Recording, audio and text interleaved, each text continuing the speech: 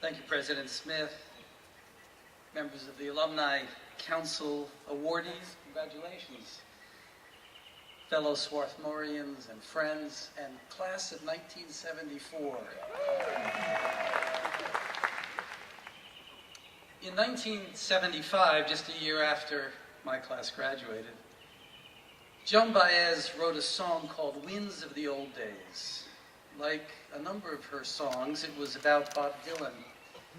She was musing about his return to touring and what a generation that had looked to him for inspiration would ask of him now.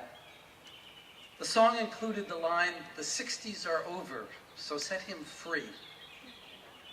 Well, my class arrived at Swarthmore in 1970, hoping that maybe the 60s could extend for a decade or so. Our spirits soared when we saw a sign in Paris that said SDS on it with an arrow pointing. We were disappointed to learn that it stood for Student Duplicating Service. This was in the days of mimeographing still. There's another line in the Baez song which I want to start these brief remarks with. She sang of memories tumbling like sweets from a jar. And so too my memories tumble out when I am back in this place. As an 11-year-old, I sat in this amphitheater at my brother Joe's graduation. He was a member of Archer's class. And my former sister-in-law, Class of 64, is sitting in the audience today, Becky Parford. As an 11-year-old, I sat here because it was Swarthmore's centennial celebration, 1964, one at which John Kennedy had been invited to speak at. But when his life was cut short that November before, the honor went to President Johnson to give the commencement address. Also receiving honorary degrees that year were W.H. Auden, Utah Secretary General of the United Nations, Herman J. Muller, who'd been a Nobel Prize winner in medicine, and several other luminaries. But only LBJ spoke. No poem from Auden, no words on the world condition from the Secretary General. Can you imagine? Of course, other than the president, these names and their accomplishments were largely lost on me. But my second memory here is more firmly planted. It was a warm and sunny April weekend in 1974 when Bruce Springsteen appeared with the E Street Band. Now, I have found online a photo taken that day in this amphitheater in which I'm virtually certain that I appeared, sitting cross-legged near the front here with hair to my shoulders. It was a sparse crowd. The newspapers reported that many students were studying in the library.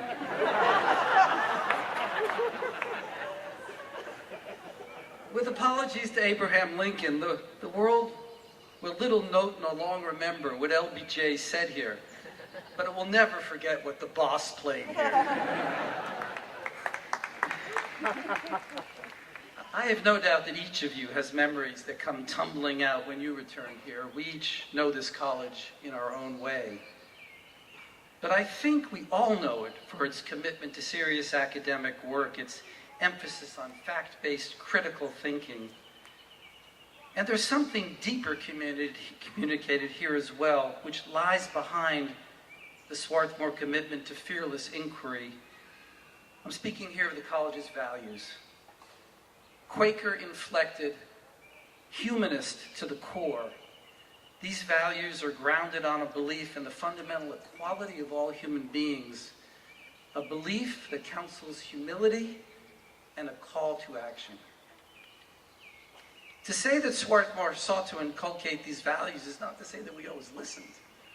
We are, a hard-headed bunch. I have no reason to think that those of you celebrating your 5th reunion were any less convinced of the wisdom and righteousness of your ideas when you arrived as freshmen than those of us celebrating our 45th or 50th. So for many of us, Swarthmore values seeped in and took root almost unnoticed, sometimes unwanted. I have a very clear memory of thinking on my graduation day that Swarthmore College had changed us, the graduates, more than we had changed the college. I was foolishly rueful. Today I stand in this beautiful place, surely older and possibly wiser, and I'm grateful. Swarthmore's values run long and deep. Quaker support for abolitionism in the 19th century and for social justice and world peace in the 20th century are well known. In the 1980s, two Quakers, Jim Corbett and Jim Dudley, appalled at the federal government's treatment of asylum seekers from Central America, joined with Catholic and Presbyterian religious leaders to found the American Sanctuary Movement. Sanctuary offered assistance to asylum seekers and eventually helped them move across the border and offered them shelter in the United States.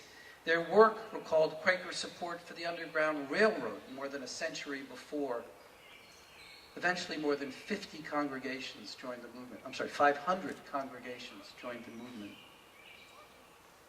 Sanctuary workers were aware that their acts were considered illegal under federal law, but they were convinced that the federal policies were moral and unjust, that people in desperate need of rescue were being denied safety in the United States because our government supported the oppressive governments from which the asylum seekers were fleeing. Jim Corbett and 10 others were indicted on charges of conspiracy and transporting and harboring unauthorized migrants. 8 defendants were convicted of smuggling. They were given suspended sentences. Corbett was acquitted on all charges. The sanctuary movement gained significant public notice, calling attention to the injustice of U.S. policies. Within a decade, the U.S. asylum system had been reformed, and legislation was adopted in 1990 that regularized the status of tens of thousands of Central Americans and others in the country. The wake-up call of the sanctuary movement contributed to these developments. But the reforms of the 1990s have been undercut in more recent years. Under the Obama administration, the asylum system was allowed to become overburdened, resulting in a backlog of 200,000 unadjudicated cases. When the number of Central Americans seeking asylum again surged, Obama adopted policies to deter arrivals, including funding Mexican law enforcement efforts to stop the flow, and he stepped up family detention in the United States. President Trump has continued some of the Obama policies, but he's raised them to a level that challenges the moral fiber of this nation. A movement of persons fleeing dangerous conditions in their home countries of El Salvador, Guatemala, and Honduras has been labeled an invasion that threatens the sovereignty of the United States. The military has been sent to the border. Over the opposition of both houses of Congress, Trump has declared an emergency that will permit him to divert billions of federal dollars to build an unneeded and unwanted wall. Attorney General Jeff Sessions issued a decision that makes it all but impossible for women fleeing domestic violence and young men fleeing gang recruitment to receive asylum in the United States. The Department of Homeland Security and the Justice Department have issued regulations that deny asylum to persons who have entered the U.S. between official ports of entry, despite a federal law guaranteeing the right to apply for asylum, irrespective of status and manner of entry. Until stopped by public outcry and conscientious judges, the administration separated more than 2,500 children from their parents who were being criminally prosecuted for illegal entry. 3 children have died in Border Patrol custody in the past 6 months. I've been describing policies that this administration has taken against Central American asylum seekers, but they're but of a piece of a broader attack on the U.S. refugee system. Along with the so-called Muslim ban adopted weeks after Trump took office, the president simply suspended the U.S. refugee resettlement program for 6 months. In the past, the U.S. resettled more refugees than all other countries combined. But under the Trump administration, resettlement has declined by 75%. In his last year in office, President Obama announced a goal of 110,000 refugees that we brought to the U.S. Trump cut that number in half and then cut it again. This year, fewer than 30,000 refugees will be resettled, and this at a time when the number of displaced persons globally is at its highest level ever recorded. The administration has claimed that it's cheaper to take care of refugees overseas in countries of first asylum, cheaper than in the United States, and that probably is true. But what the administration is ignoring is research showing that refugees in the long run are an economic benefit to the United States. Now, to help build a better international system for refugee protection, the nations of the world adopted a global compact on refugees last year. The United States was one of 2 countries, the other was Hungary, that didn't sign the compact. In short, the United States has lost its leadership on refugee issues around the globe and has done great damage here at home. It's not surprising that a new sanctuary movement has risen in the United States, not only to support asylum seekers, but to support other categories of immigrants who face unconscionably harsh deportation laws, criminal prosecutions, and lengthy detentions. Swarthmore, true to its values, has not been silent. In December 2016, the Board of Managers and President Smith issued a joint statement announcing their commitment, here I quote, to protect and provide sanctuary for all members of our community who may need such protection in the coming months and years, including our undocumented students. Our Quaker heritage provides us with a long tradition of nonviolent action and peaceful protest against repressive government acts and mandates. Among other actions, the board and the president pledged that the college would not voluntarily share student information with immigration enforcement officials, that it would not voluntarily grant access to college property to immigration enforcement officials, and would not support the enforcement actions of immigration officials should they come on campus. These issues are of dramatic importance to millions of immigrants in the United States and tens of millions of displaced people around the world. But there's an even larger challenge that faces the world as a whole and threatens to displace hundreds of millions of persons in the coming decades. I'm referring, of course, here to the effects of climate change. Just outside this amphitheater, just near Hall Gym, is a quotation engraved in stone from a Wordsworth poem. The poem is lines written a few miles above Tintern Abbey, and it says, "Nature never did betray the heart that loved her. Yes, one might ask today, but have we betrayed her? Poisoning her air, cutting her forests, insulting her seas, and melting her glaciers." Unhappily, here again, U.S. efforts have gone in precisely the wrong direction. The current administration has loosened regulations in order to increase the production of fossil fuels. It has rejected measures to mitigate climate change. It has withdrawn from the Paris Accord.